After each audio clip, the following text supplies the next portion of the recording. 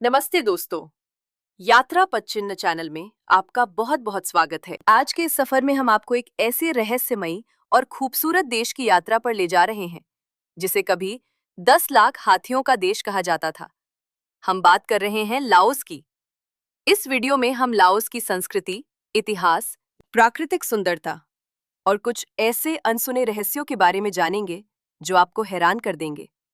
तो चलिए हमारे साथ इस रोमांचक यात्रा पर। नंबर 1, 10 लाख हाथियों का देश लाओस, जिसे आधिकारिक तौर पर लाओ पीपल्स डेमोक्रेटिक रिपब्लिक के रूप में जाना जाता है, दक्षिण पूर्व एशिया में इंडो चाइनीज प्रायद्वीप पर स्थित एक लैंडलॉक, चारों ओर से जमीन से घिरे देश है। ये देश लगभग 2,36,000 वर्ग किलोमीटर के क्षेत्र में फैला है और भूमि क्षेत्र के हिसाब से दुनिया में लगभग 82वें स्थान पर है। ये मध्य स्थान कभी 14वीं से 18वीं शताब्दी तक लाओस को इस क्षेत्र में एक महत्वपूर्ण पारगमन केंद्र, ट्रांसिट हब बनाता था, जिसने इसे उस समय एक क्षेत्रीय शक्ति में बदल दिया था। हालांकि आज तट रेखा, कोस्टलाइन की कमी एक नुकसान बन गई है, जो समुद्री व्यापार में लाओस की भागीदारी में बाधा डालती है। इसके अलावा इसके इलाके का 80% हिस्सा पहाड़ी होने के कारण इन भौगोलिक सीमाओं के परिणाम स्वरूप इसकी जीडीपी केवल 16 बिलियन अमेरिकी डॉलर और प्रति व्यक्ति जीडीपी केवल 2,600 अमेरिकी डॉलर से अधिक रह गई है, जो इसे दुनिया और क्षेत्र दोनों में सबसे निचले स्थानों में रखती है। लाओस दुनिया का एकमात्र ऐसा लैंडलॉक देश भी है जिसमें 4,000 से अधिक द्वीप हैं, विशेष रूप से सी फैंडोन के नाम से जाना जाने वाला ये द्वीप समूह चंपासाक प्रांत में स्थित है और लगभग 1,700 वर्ग किलोमीटर के क्षेत्र को कवर करता है। आज सी फैंडोन हर साल सैकड़ों हजारों आगंतुकों को आकर्षित करता है। मुख्य रूप से इसके 3 मुख्य द्वीपों डॉनखोंग, डॉनडेट और डॉनखॉन में यहाँ आप इरावदी मीठे पानी की डॉल्फिन देखने के लिए साइकिल चलाने, झरनों पर तैरने या कायाकिंग जैसी गतिविधियों का आनंद लेते हुए खुद को प्रकृति में डुबो सकते हैं।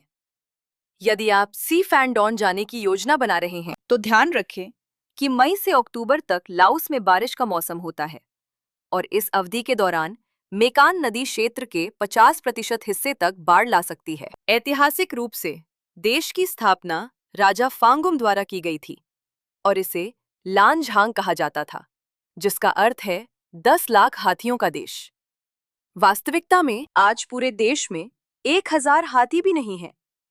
मुख्य कारण अवैध हाथी शिकार और अनियंत्रित वनों की कटाई है।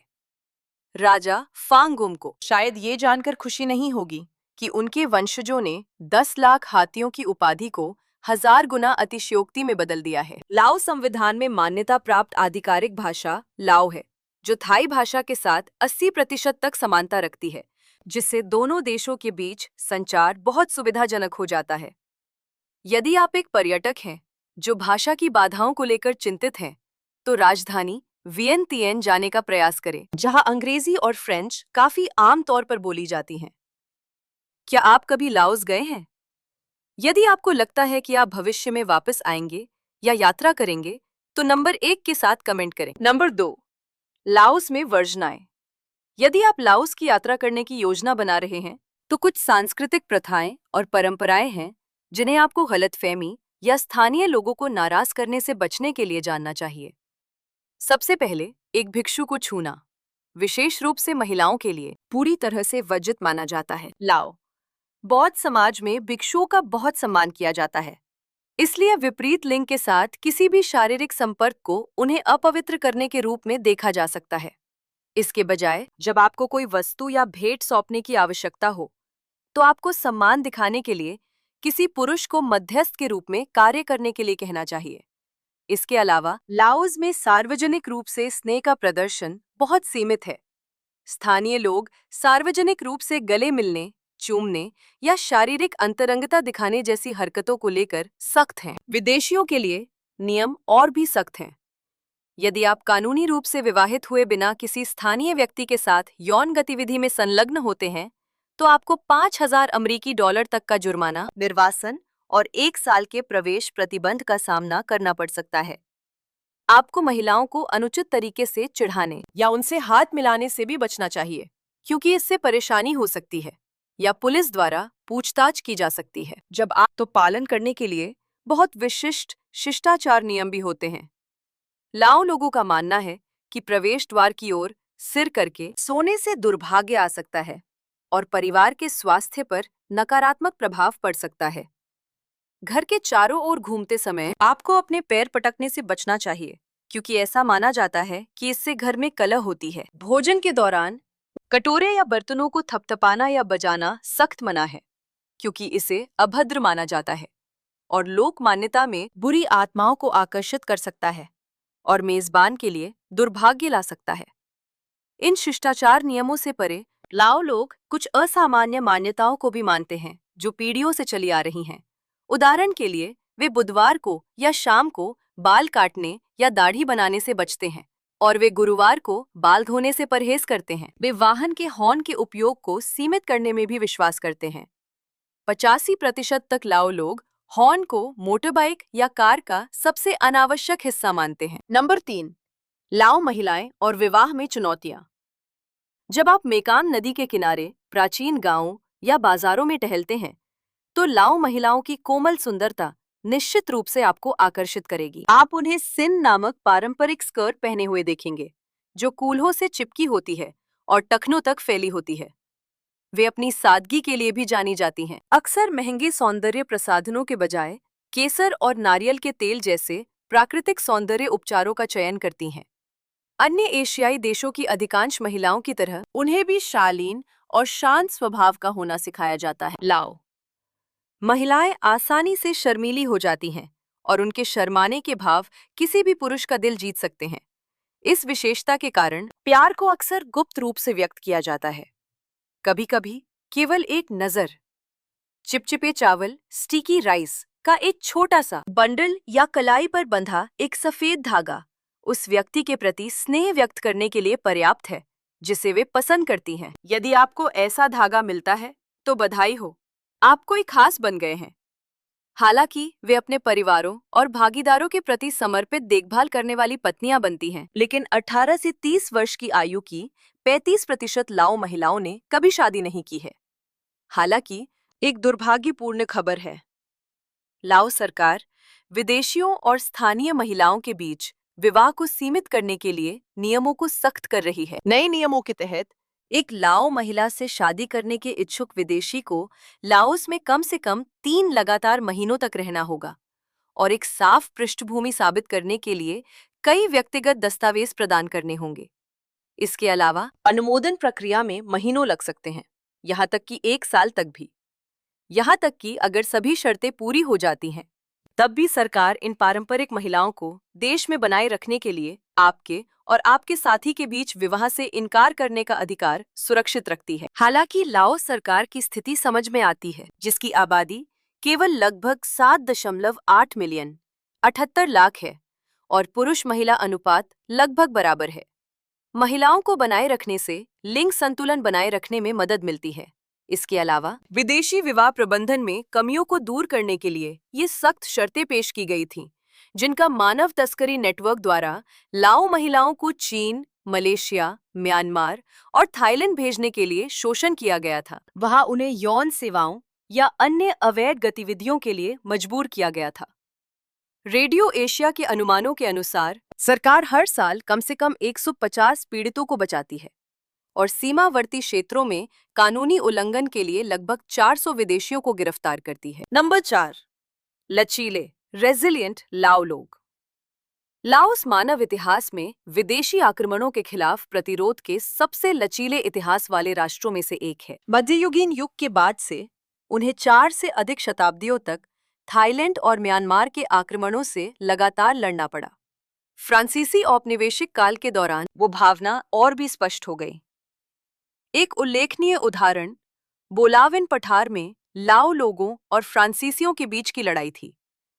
केवल भाले और पुरानी राइफलों से लैस 500 लाओ ग्रामीणों ने पूरे 1 महीने तक फ्रांसीसी साम्राज्य के 2000 नियमित सैनिकों का बहादुरी से विरोध किया। लड़ाई तभी समाप्त हुई जब फ्रांसीसियों ने केवल इस खराब सुसज्जित बल से लड़ने के लिए अतिरिक्त 6000 सैनिकों को बुलाया, जो संख्या में उनसे 12 गुना छोटे थे। जब अमेरिकियों ने वियंतियन में कठपुतली सरकार स्थापित की तो लाओ लोगों ने एक बार फिर दुनिया का सम्मान अर्जित किया। उस समय लाओ क्रांतिकारी बलों में लगभग 1000 स्वयंसेवक दर्ज किए गए, जो युद्ध के मैदान में शामिल होने के समय केवल 14 या 15 वर्ष के थे। गांवों में 72 साल की महिलाओं को चावल कूटते, भोजन की आपूर्ति ले जाते और अग्रिम पंक्ति फ्रंट लाइंस में भेजने के लिए वर्दी सिलते हुए देखना आम था। आज हालांकि लाओस एक शांतिपूर्ण राष्ट्र बन गया है, लेकिन युद्ध के निशान इस छोटे से देश में गहराई से दिखाई देते हैं। 1964 से 1973 तक लाओस अपने क्षेत्र से गुजरने वाले उत्तरी वियतनामी सेना के आपूर्ति मार्गों को काटने के प्रयास में अमेरिकी सेना का मुख्य बमबारी मैदान था। ये अनुमान लगाया गया है कि इस अवधि के दौरान संयुक्त राज्य अमेरिका ने लाओस पर 2 मिलियन टन 20 लाख टन से अधिक बम गिराए, जो द्वितीय विश्व युद्ध के दौरान जर्मनी और जापान पर गिराए गए कुल बमों की मात्रा से लगभग दोगुना है। औसतन हर 8 मिनट में दिन और रात लाओस के आसमान में एक अमेरिकी विमान दिखाई देता था। उस समय प्रत्येक लाओ नागरिक, नवजात शिशुओं से लेकर बुजुर्गों तक, को 100 से अधिक बमों का भार सहना पड़ा, जो अमेरिकियों ने उन तक पहुंचाए थे। इसने लाओस को आधुनिक इतिहास में सबसे अधिक बमबारी वाला देश बना दिया, जिसमें 80 मिलियन 8 करोड़ तक बम अभी भी फटे नहीं हैं। 1975 से इन बिना फटे बमों से 20,000 से अधिक लोग घायल हुए हैं या मारे गए हैं, जिनमें बच्चों की संख्या 57% है। कई त्रासदियां तब हुईं जब छोटे चमकदार धातु की वस्तुओं के बारे में उत्सुक बच्चों ने उन्हें खेलने के लिए उठा लिया। 2016 में अमेरिकी राष्ट्रपति बराक ओबामा लाओस का दौरा करने वाले पहले अमेरिकी राष्ट्रपति बने और उन्होंने बिना फटे आयुध की समस्या के समाधान के लिए 90 मिलियन अमेरिकी डॉलर का संकल्प लिया। हालांकि सभी बमों को पूरी तरह से हटाने के लिए आवश्यक आदर्श राशि लगभग 1.6 बिलियन अमेरिकी डॉलर है। निकासी कार्यों में तेजी लाने के प्रयासों के बावजूद लाओ सरकार स्वीकार करती है कि वे हर साल केवल 1 लाख बम ही नष्ट कर सकते हैं, जिसका अर्थ है कि युद्ध के परिणामों को पूरी तरह से हल करने में 8 और शताब्दियां लगेंगी। क्या आपको लगता है कि लाओस एक अविश्वसनीय रूप से लचीला राष्ट्र है? यदि आप मानते हैं कि अंतर्राष्ट्रीय समुदाय को इस देश को इसकी बारूदी सुरंगों को साफ करने में मदद करनी चाहिए, तो नंबर 5 के साथ एक कमेंट छोड़ें। नंबर 5, शादी करने से पहले पुरुषों को भिक्षु बनना पड़ता है। लाओस में एक समय एक बहुत ही अनूठी प्रथा मौजूद थी। शादी करने से पहले अधिकांश पुरुषों को कम से कम 3 महीने एक मंदिर में भिक्षुओं के रूप में बिताने होते थे। इस लंबे समय से चली आ रही परंपरा को एक पुरुष के चरित्र का माप माना जाता था। जो लोग मठवासी जीवन की इस अवधि से गुजर चुके थे, उन्हें समुदाय द्वारा परिपक्व, नैतिक और परिवार शुरू करने के योग्य माना जाता था। प्रथा के अनुसार शादी से पहले पुरुष को अपना सिर मुंडवाना होता था, दैनिक जप और ध्यान में भाग लेना होता था और जीवन के सबक सुनने होते थे। यदि वह इस चरण को पूरा नहीं कर पाता, तो दुल्हन का परिवार उसे अपर्याप्त प्यार और प्रतिबद्धता के साथ अपरिपक्व मानता था और तुरंत शादी रद्द कर देता था।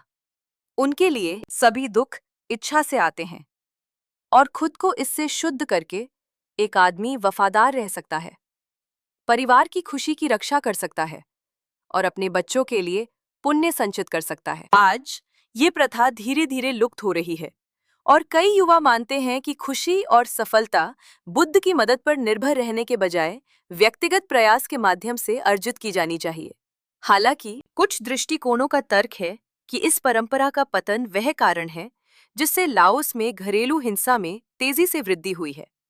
संयुक्त राष्ट्र जनसंख्या कोष और विश्व बैंक के आंकड़ों के अनुसार लाओस में महिलाओं के खिलाफ हिंसा विशेष रूप से गंभीर है। हाल के सर्वेक्षणों से पता चलता है कि लगभग आधी लाओ महिलाओं, लगभग 2 मिलियन लोगों ने अपने जीवन काल में शारीरिक या मनोवैज्ञानिक हिंसा का अनुभव किया है।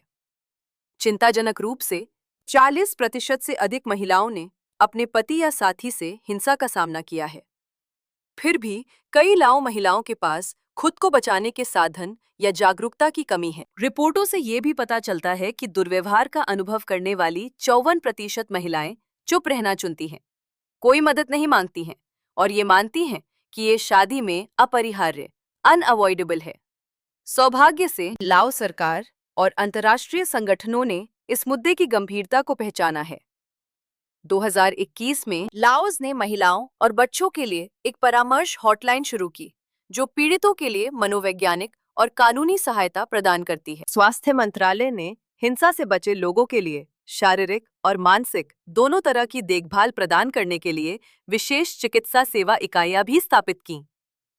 मीडिया चैनलों और अंतर्राष्ट्रीय महिला अधिकार संगठनों ने इस नारे को सक्रिय रूप से बढ़ावा दिया है। जब हम बहादुरी से बोलते हैं, तो ये न केवल हमारे लिए है, बल्कि उन लोगों के लिए भी है जो अभी भी चुप हैं, जिसका उद्देश्य पीड़ितों के बीच जागरूकता जगाना है। Number 6, sticky rice.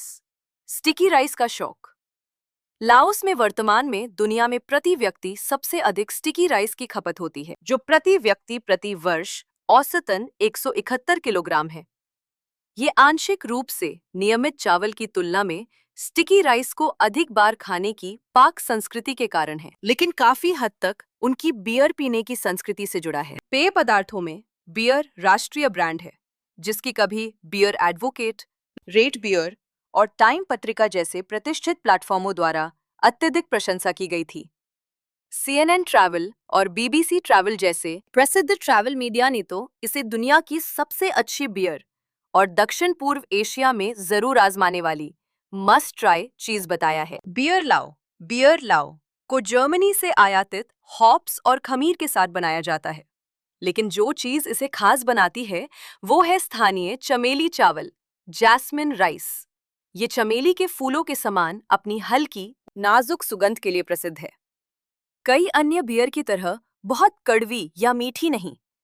बियर लाओ अनाज के स्वाद, खमीर और हल्के खट्टे स्वाद के बीच एक पूर्ण संतुलन बनाए रखती है, जो इसे उन लोगों के लिए भी आकर्षक बनाती है जो शायद ही कभी बियर पीते हैं। अपने आसानी से पिए जाने वाले गुण के कारण बियर लाओ अब लगभग 20 देशों में उपलब्ध है, जिनमें संयुक्त राज्य अमेरिका, यूनाइटेड किंगडम, कनाडा और ऑस्ट्रेलिया जैसे कुख्यात मांग वाले बाजार शामिल हैं। बियर की मातृभूमि के रूप में लाओस में 2024 के WHO के आंकड़ों के अनुसार प्रति व्यक्ति शुद्ध शराब की वार्षिक खपत 10.4 लीटर है, जो वैश्विक औसत से लगभग दोगुनी है। चिंताजनक रूप से 15 वर्ष से कम उम्र के बच्चों में शराब के सेवन की दर लिंग की परवाह किए बिना 14% तक पहुंच जाती है। अत्यधिक बियर के सेवन से लाओ आबादी के बीच गंभीर स्वास्थ्य समस्याएं पैदा हुई हैं। यह अनुमान लगाया गया है कि लाओस में सभी मौतों का लगभग 55% हृदय रोग, मधुमेह और कैंसर जैसी बीमारियों के कारण होता है, जिनमें से अधिकांश अस्वस्थ जीवन शैली और उच्च बियर की खपत से उत्पन्न होते हैं। यह स्थिति लाओस को शराब के परिणामों से निपटने के लिए सालाना अपने सकल घरेलू उत्पाद GDP का लगभग 2% खर्च करने के लिए मजबूर करती है, जबकि बियर लाओ का कुल राजस्व राष्ट्रीय GDP का केवल लगभग 1.2% से 2% है। इसके जवाब में लाओ सरकार ने मादक पेय पदार्थों पर उत्पाद शुल्क एक्साइज टैक्सेस 70% से बढ़ाकर 110% तक कर दिया है। उन्होंने देश के भविष्य को बदलने के लिए मुख्य रूप से छात्रों को लक्षित करते हुए शराब के दुरुपयोग के खतरों के बारे में शिक्षा और जन जागरूकता अभियान भी सक्रिय रूप से लागू किए हैं। नंबर 7, झरनों का साम्राज्य। लाओस दक्षिण पूर्व एशिया के सबसे बड़े झरने का घर है। चंपासात प्रांत में स्थित खोन फाफेंग झरना देश का सबसे प्रसिद्ध झरना भी है। ये जलप्रपात मुख्य कारण है कि जहाज खुले समुद्र तक पहुंचने के लिए लाओस को निचले मेकांग नदी से नहीं जोड़ सकते हैं। हालांकि इसकी ऊंचाई 21 मीटर मामूली है, लेकिन ये झरना 10 किलोमीटर से अधिक लंबाई में फैला है और 5 किलोमीटर तक चौड़ाई में फैला है। लगभग 11,000 घन मीटर प्रति सेकंड के औसत प्रवाह दर के साथ इसे एशिया का नायाग्रा ऑफ एशिया भी कहा जाता है, जबकि अधिकतम प्रवाह लगभग 49,000 घन मीटर प्रति सेकंड तक पहुंच सकता है। ऐतिहासिक अभिलेखों के अनुसार 19वीं शताब्दी में जब फ्रांसीसी उपनिवेशवादियों का लक्ष्य इंडो चाइना पर हावी होना और कंबोडिया, लाओस और वियतनाम पर विजय प्राप्त करने के लिए मुख्य मार्ग के रूप में मेकाम नदी का उपयोग करना था, तो उनकी योजनाएं इस क्षेत्र में नदी की हिंसक धाराओं से पूरी तरह से विफल हो गईं। विशेष रूप से खोन फॉल्स के ऊबड़ खाबड़ घुमावदार वर्गों पर 2012 से पर्यटन को सुविधाजनक बनाने के लिए लाओ सरकार ने बुनियादी ढांचे में निवेश किया है और साइट के आसपास कई प्रभावशाली रिसोर्ट विकसित किए हैं। खोन फाफेंग झरना विशाल मेकांग कैटफिश का घर भी है, जो दुनिया की सबसे बड़ी मीठे पानी की मछली है, जो 3 मीटर तक लंबी हो सकती है और जिसका वजन 300 किलोग्राम हो सकता है। इसे परिप्रेक्ष्य में रखने के लिए यदि यह जमीन पर रहती तो ये आकार में साइबेरियाई बाघ के बराबर होती, जो आज दुनिया की सबसे बड़ी बाघ प्रजाति है। झरनों की बात करें तो पूर्व शाही राजधानी लुआंग प्रबांग में स्थित कुआंग सी झरना लाओस में एक और जरूर देखने लायक गंतव्य है। इस साइट में 3 जलप्रपात शामिल हैं, जिनमें मुख्य झरना लगभग 60 मीटर ऊंचा है, जहां ऊपर से पानी गिरता है, जिससे सफेद झाग, धुंधली फुहार और एक अविश्वसनीय रूप से आकर्षक दृश्य पैदा होता है। कुआंगसी जलप्रपात को जो चीज खास बनाती है वो इसकी सीढ़ीदार छत जैसी संरचना है। पानी पहाड़ों से नीचे की ओर गरजता है और नीचे बड़े पन्ना हरे ताल एमरल्ड ग्रीन पुल्स में बहता है।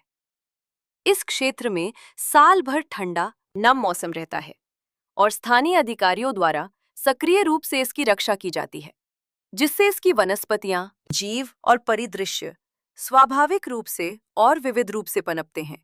झरने की ओर जाने वाले रास्ते के किनारे आगंतुक विभिन्न सरीसृप, दुर्लभ मशरूम और अद्वितीय पौधों और फूलों का सामना कर सकते हैं। यात्रा के दौरान यात्री चावल के खेतों के हरे भरे दृश्यों का आनंद ले सकते हैं और मैत्रीपूर्ण स्थानीय लोगों से मिल सकते हैं। पास का हमोंग गांव रुकने के लिए शानदार जगह प्रदान करता है, जहां बुजुर्ग महिलाएं अभी भी पारंपरिक कपड़े पहनती हैं और आगंतुक स्मृति चिन्ह के रूप में हाथ से बुने हुए शिल्प खरीद सकते हैं। आज कुआंगसी झरना लाओस में सबसे मनोरम आकर्षणों में से एक है और इसे ग्रह पर सबसे खूबसूरत प्राकृतिक अजूबों में स्थान दिया गया है। नंबर 8, रहस्यमयी ऐतिहासिक स्थल Plain of Jars. The Plain of Jars Xiangkhouang में एक प्रसिद्ध प्राचीन पुरातात्विक स्थल है, जिसे 2019 में यूनेस्को द्वारा विश्व सांस्कृतिक विरासत स्थल के रूप में मान्यता दी गई थी। आज इस क्षेत्र में विभिन्न आकारों और प्रकारों के 2000 से अधिक पत्थर के जार मटके हैं, लेकिन फोन सावन शहर के आसपास केवल 3 साइटें पर्यटन के लिए खोली गई हैं। पहली साइट में लगभग 250 जार हैं, दूसरी में लगभग 100 जार हैं और तीसरी में 100 से अधिक जार हैं। शेष क्षेत्रों में अभी भी बिना फटे आयोड की उपस्थिति के कारण अनुसंधान चल रहा है, जिन्हें पूरी तरह से साफ नहीं किया गया है। इन जार की औसत ऊंचाई 1 से 2 मीटर के बीच है, जिनमें से कुछ 3.5 मीटर तक पहुंच जाते हैं और उनका वजन कई टन होता है। इनमें से अधिकांश के ढक्कन नहीं हैं, कुछ जमीन के ऊपर उभरे हुए हैं, जबकि अन्य आंशिक रूप से दबे हुए हैं। उनके आकार अंडाकार, एलिप्सिकल से लेकर वर्गाकार, स्क्वायर और गोलाकार, सर्कुलर तक बहुत भिन्न होते हैं। आज तक शोधकर्ताओं ने यह निर्धारित नहीं किया है कि प्राचीन लोगों ने इन विशाल जारों को कहाँ उकेरा और तैयार किया, या वे उन्हें जिएंगख्वांग तक कैसे ले गए। उनके उद्देश्य के संबंध में कई सिद्धांत प्रस्तावित किए गए हैं। कुछ का सुझाव है कि वे राजा खुन चोंग के शासनकाल के दौरान जीत के जश्न के लिए शराब जमा करने के लिए बनाए गए थे। अन्य लोगों का मानना है कि शुष्क मौसम के दौरान जिएंगख्वांग में पानी की भारी कमी के कारण जार पानी जमा करने के लिए बनाए गए थे। इसके अतिरिक्त पुरातत्वविदों को लगता है कि वे प्राग ऐतिहासिक दफन अनुष्ठानों से जुड़े अंतिम संस्कार के कलश फ्यूनरी अर्न्स हो सकते हैं, क्योंकि पत्थर के जार के आसपास कई मानव अवशेष और कब्र का सामान पाया गया है। घूमने लायक एक और ऐतिहासिक स्थल वियांगसे गुफाएं, वियांगसे केव्स हैं। वियांगसे लाओस में एक प्रसिद्ध पर्यटन स्थल है, जिसमें लगभग 500 गुफाओं की एक प्रणाली है, जिनमें से कई ने 20वीं शताब्दी में, विशेष रूप से 1964 से 1972 तक लाओ सेना के लिए क्रांतिकारी ठिकानों के रूप में काम किया। पहुंचने पर आगंतुक अक्सर राजसी पहाड़ी दृश्यों, शांत झीलों और सबसे बढ़कर भीतर छिपी क्रांतिकारी कहानियों से चकित रह जाते हैं। ऐतिहासिक अभिलेखों के अनुसार अमेरिकी बमबारी से बचने के लिए लगभग 23,000 लोग इन गुफाओं में रहते थे। गुफाओं में अस्पताल, स्कूल, पाथेट लाओ कार्यालय, बेकरी और किराने की दुकानें थीं। उस समय स्थानीय लोग ज्यादातर गुफाओं के अंदर ही रहते थे और खेतों में काम करने के लिए केवल रात में ही बाहर निकलते थे। वियांगसे लाओ कम्युनिस्ट बलों का अड्डा और एक ऐसी जगह भी थी जहां पकड़े गए अमेरिकी सैनिकों को रखा जाता था।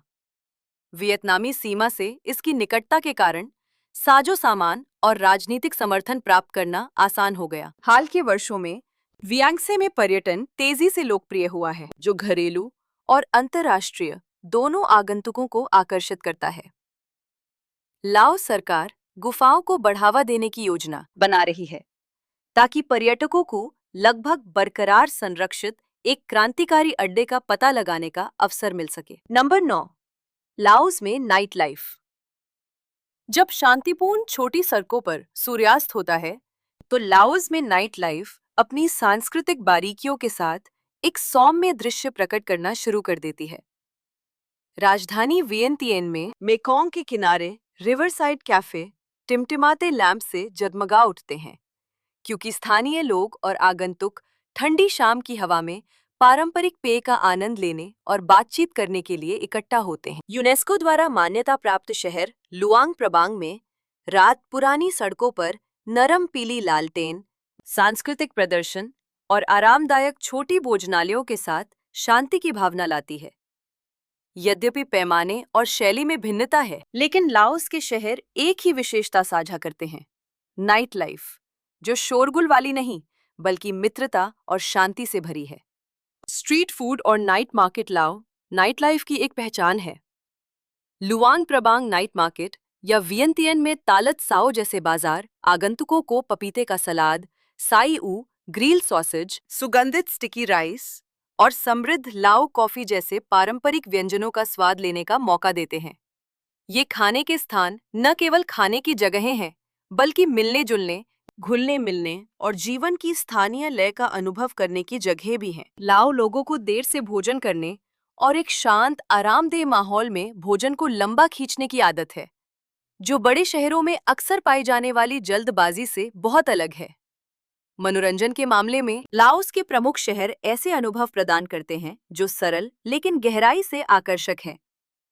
कैफे अक्सर स्थानीय लोगों और पर्यटकों दोनों के लिए पारंपरिक संगीत या ध्वनिक प्रदर्शन की मेजबानी करते हैं। वियंतियन में छोटे रिवरसाइड बार या शहर के केंद्र के पास वाले बार आधी रात तक खुले रहते हैं, जहां पारंपरिक लाओ शराब और हल्के कॉकटेल परोसे जाते हैं। लुआंग प्रबांग खायन संगीत, लोक गायन और मजबूत सामुदायिक भागीदारी के साथ सांस्कृतिक त्योहारों के शाम के प्रदर्शन को बनाए रखता है। लाओस में मनोरंजन जोर शोर पर केंद्रित नहीं है, बल्कि संस्कृति से जुड़े परिष्कृत अनुभवों पर केंद्रित है। सुरक्षा के लिए लाओस को शांतिपूर्ण और अनुकूल रात के माहौल वाला देश माना जाता है। केंद्रीय क्षेत्रों, रात के बाजारों और मुख्य सड़कों पर स्थानीय पुलिस द्वारा नियमित रूप से गश्त की जाती है, जिससे सुरक्षा सुनिश्चित होती है। लोग सौम्य, खुले विचारों वाले और जरूरत पड़ने पर आगंतुकों की सहायता के लिए तैयार रहते हैं।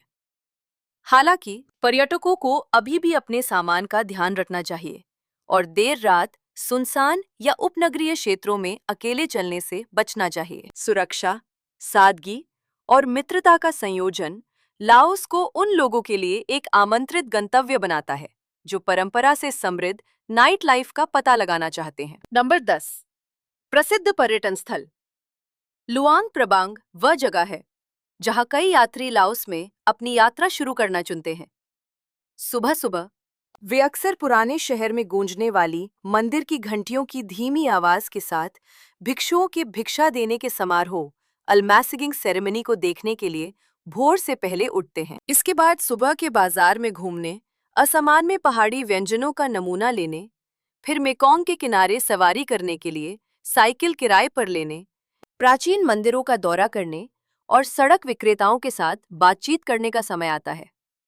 जैसे ही शाम होती है, लोग माउंट फॉसी पर चढ़ने के लिए इकट्ठा होते हैं। उस पल की प्रतीक्षा करते हैं जब सूर्यास्त अपनी रोशनी छतों और नीचे चौड़ी नदी पर फैलाता है। बोलावेन पठार, बोलावेन प्लेटो पर सिर्फ दर्शनीय स्थलों की यात्रा के बजाय कई लोग सीधे बागान में कॉफी अनुभव दौरे में शामिल होना चुनते हैं।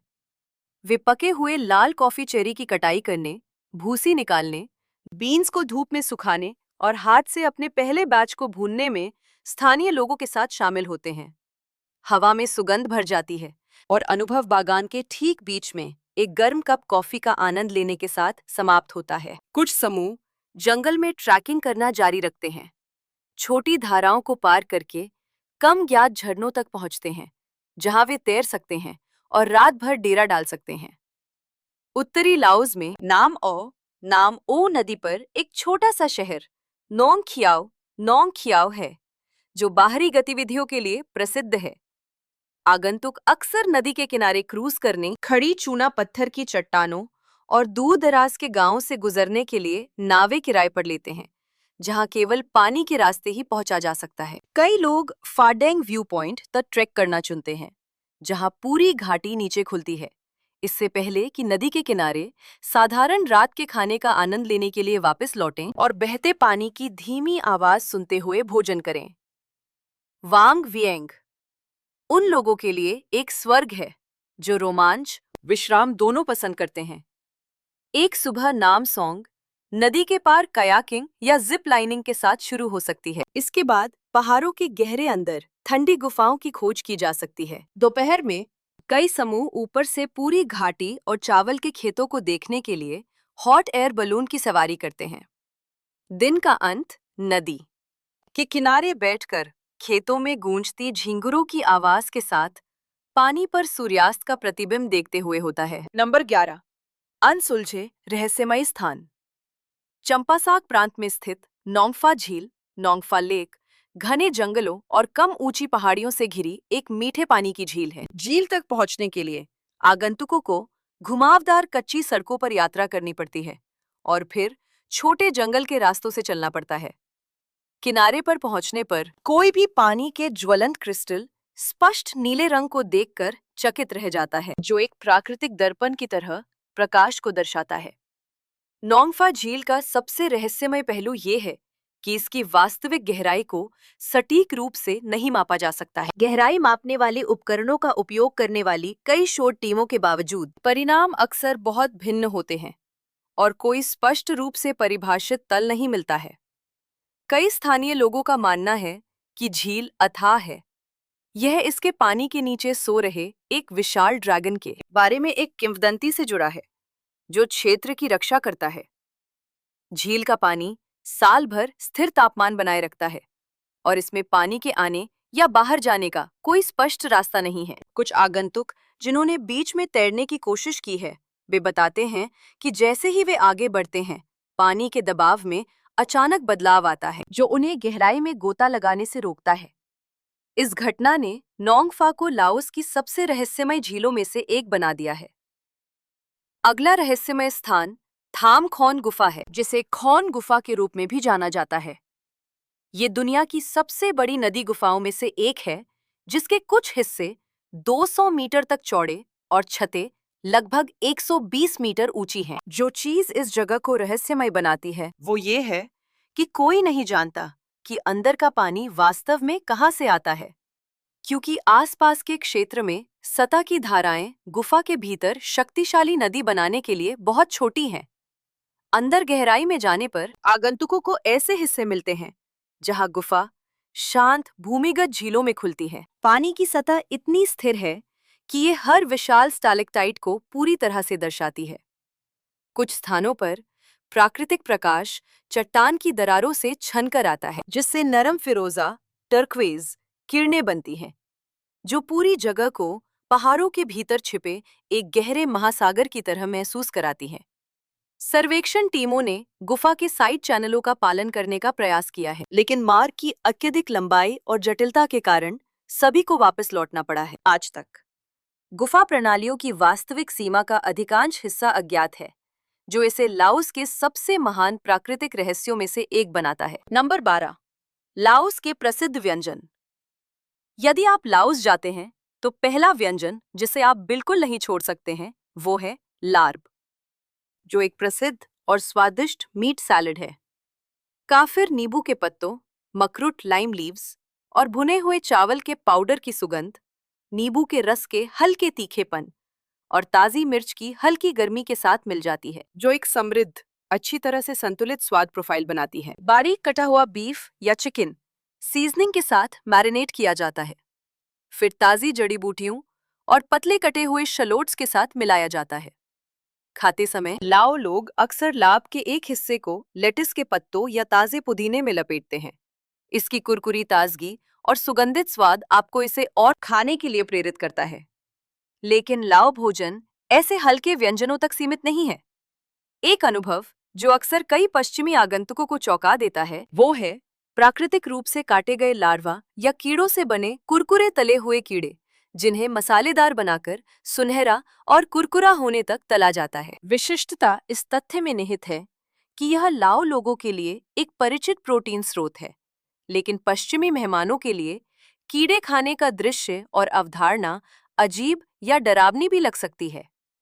हालांकि स्वाद सुखद रूप से नटी और कुरकुरा होता है, जो असामान्य और पेचीदा दोनों है। अधिक परिचित भोजन पर लौटते हुए खाओ पियाक सेन है, जो पारंपरिक लाओ नूडल सूप है। शोरबा को हड्डियों से घंटों तक उबाला जाता है, जिससे तले हुए शलोट्स की सुगंध के साथ एक नाजुक मिठास पैदा होती है। हाथ से बने नूडल्स नरम लेकिन थोड़े चबाने वाले होते हैं, जो हर चम्मच में पूर्ण संतुलन प्राप्त करते हैं। बीन स्प्राउट्स, ताज़ी जड़ी बूटियां और नींबू के रस की कुछ बूंदें मिलाने से स्वाद और भी बढ़ जाता है। एक बार फिर आपका सामना ऐसे व्यंजन से हो सकता है जो कुछ लोगों को सिहरा दे। भैंस के खून का सूप लाओ पाक संस्कृति में एक पारंपरिक मुख्य भोजन।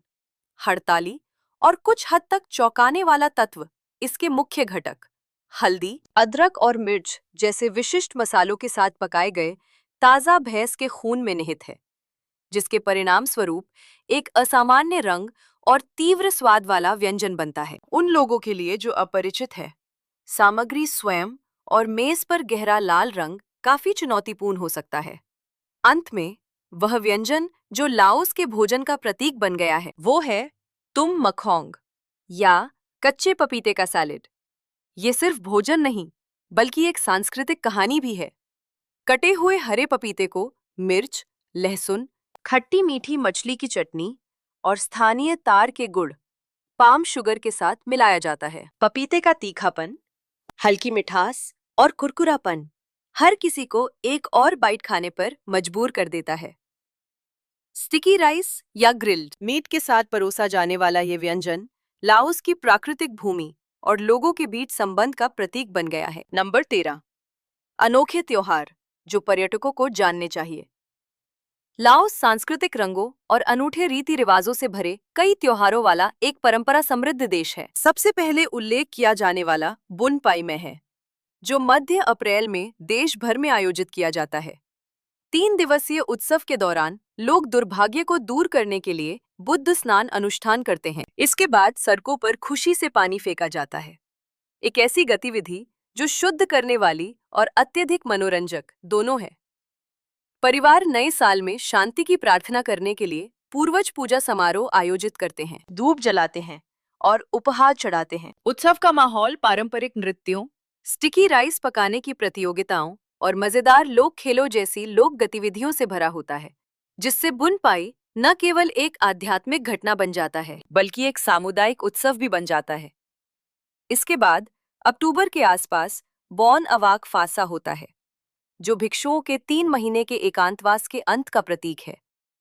लुआंग प्रबांग में लोग मेकांग नदी पर हजारों तैरती लालटेन छोड़ने के लिए इकट्ठा होते हैं, जिससे चांदनी के नीचे एक जादुई दृश्य बनता है। नदी पर नाटकीय ड्रैगन बोट दौड़ भी होती है, जो बड़ी भीड़ को आकर्षित करती है। भिक्षु मंदिरों में प्रार्थना समारोह करते हैं, ग्रामीणों को आशीर्वाद देते हैं। इस उत्सव में लोक प्रदर्शन और विशिष्ट खाय नृत्य भी शामिल हैं, जो लाओस की सांस्कृतिक विरासत को गहराई से दर्शाते हैं।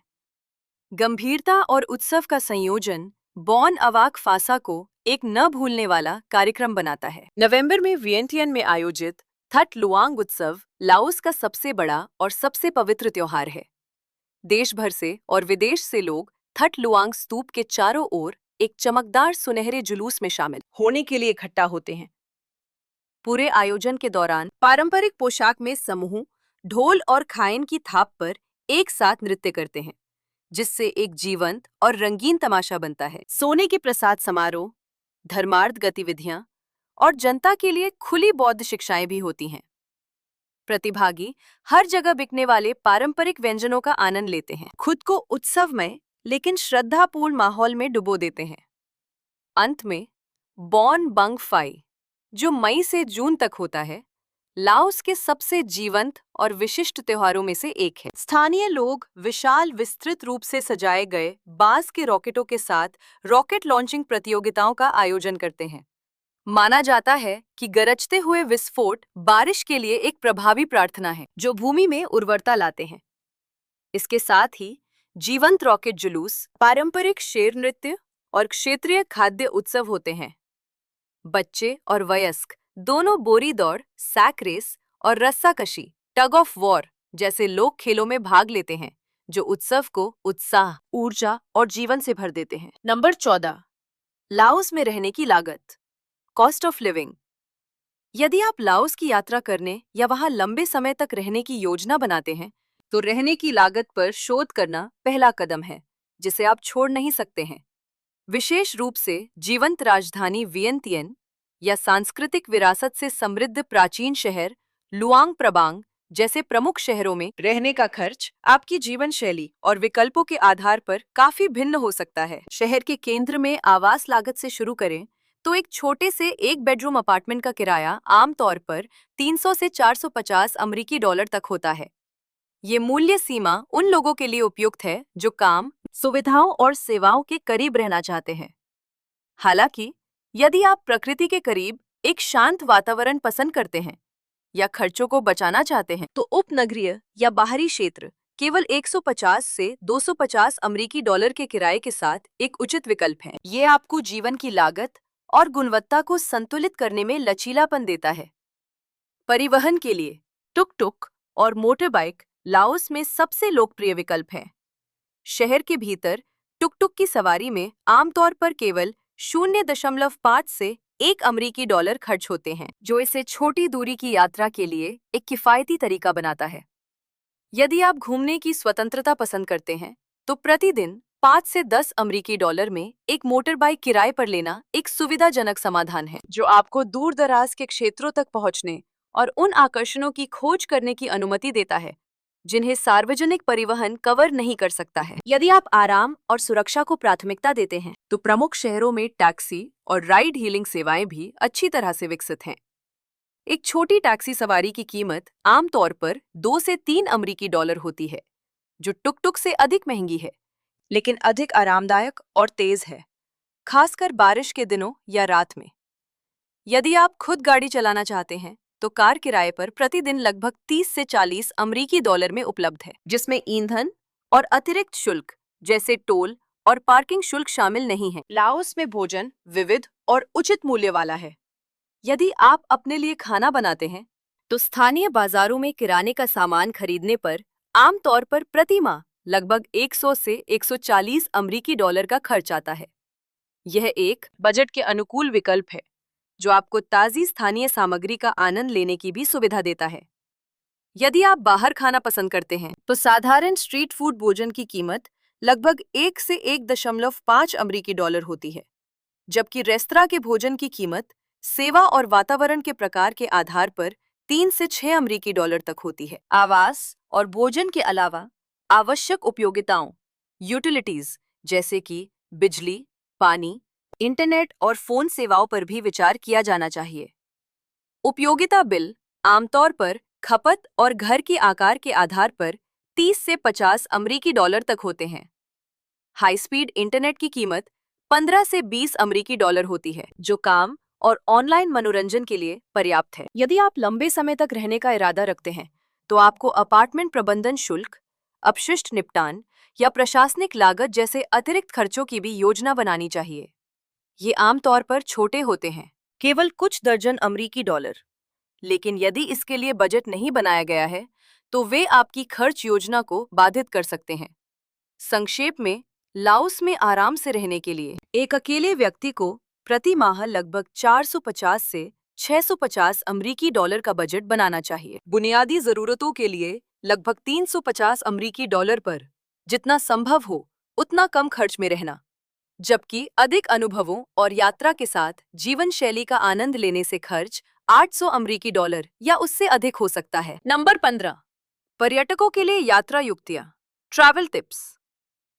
लाओस में यात्रा करते समय आपको ध्यान देना चाहिए कि कई क्षेत्रों में सार्वजनिक परिवहन प्रणाली अभी भी कम है और अच्छी तरह से जुड़ी नहीं है, विशेष रूप से पहाड़ी क्षेत्रों या सीमावर्ती क्षेत्रों में। इसलिए यदि आप लंबी दूरी की यात्रा करने की योजना बनाते हैं तो अपने परिवहन की व्यवस्था पहले से करें और उपलब्ध वाहनों की कमी के कारण अंतिम समय में फंसे रहने या अधिक शुल्क लिए जाने से बचने के लिए प्रतिष्ठित कंपनियों के माध्यम से बुक करें।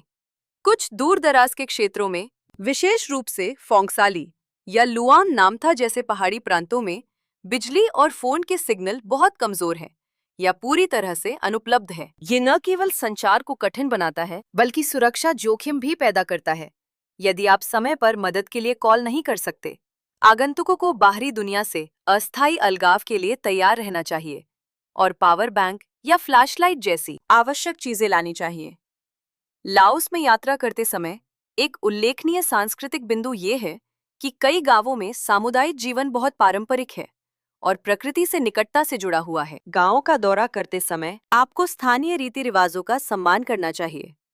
निवासियों की अनुमति के बिना उनकी तस्वीरें लेने को सीमित करें और बच्चों को उनके जीवन के तरीके को बाधित करने से रोकने के लिए पैसे देने से बचें। विनम्र व्यवहार आपको अधिक प्रामाणिक अनुभव देगा और स्थानीय लोगों से गर्मजोशी से स्वागत सुनिश्चित करेगा।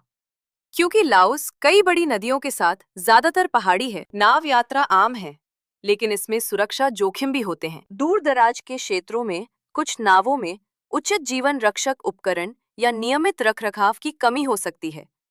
आगंतुकों को नाव की स्थिति की सावधानीपूर्वक जांच करनी चाहिए और सभी स्थितियों में सुरक्षा सुनिश्चित करने के लिए नाव से यात्रा करते समय हमेशा लाइफ जैकेट पहननी चाहिए। एक और महत्वपूर्ण बात यह है कि ग्रामीण लाओस में चिकित्सा सुविधाएं अक्सर सीमित होती हैं, इसलिए घायल होने या बीमार पड़ने पर काफी परेशानी हो सकती है। व्यक्तिगत दवा ले जाने के अलावा आपको अपने गंतव्य पर पहुंचने से पहले आसपास की चिकित्सा सुविधाओं पर शोध करना चाहिए, खासकर यदि आपको पुरानी बीमारियां हैं या विशेष देखभाल की आवश्यकता है। अंत में, लाओस बौद्ध धर्म और जातीय अल्पसंख्यकों की संस्कृति से जुड़े पारंपरिक त्योहारों से समृद्ध देश है। त्योहार की अवधि के दौरान स्थानीय गतिविधियों, परिवहन और यहाँ तक कि कुछ आतिथ्य सेवाएं, हॉस्पिटैलिटी सर्विसेज भी बाधित हो सकती हैं। स्थानीय त्योहार कैलेंडर की जांच करने और यात्रा में रुकावटों या कठिनाइयों से बचने के लिए अपनी योजनाओं को समायोजित करने के लिए तैयार रहने की सलाह दी जाती है। और ये लाओस के बारे में 15 आकर्षक तथ्य हैं। उम्मीद है इन 15 तथ्यों ने आपको इस दिलचस्प देश के बारे में एक नया नजरिया दिया होगा। यदि आपको वीडियो मददगार लगा तो कृपया यात्रा पदचिह्न चैनल को लाइक, सब्सक्राइब करना और नोटिफिकेशन बेल चालू करना न भूलें ताकि आप हमारी अगली यात्राओं को मिस न करें। आपको कौन सा तथ्य सबसे ज्यादा प्रभावित कर गया? नीचे एक कमेंट छोड़ें। हमें आपके विचार जानकर बहुत खुशी होगी। यह जानकारी केवल संदर्भ के लिए है। हमारे साथ जुड़ने के लिए धन्यवाद और देखते रहिए यात्रा पदचिह्न, जहां हर कदम एक नई कहानी कहता है।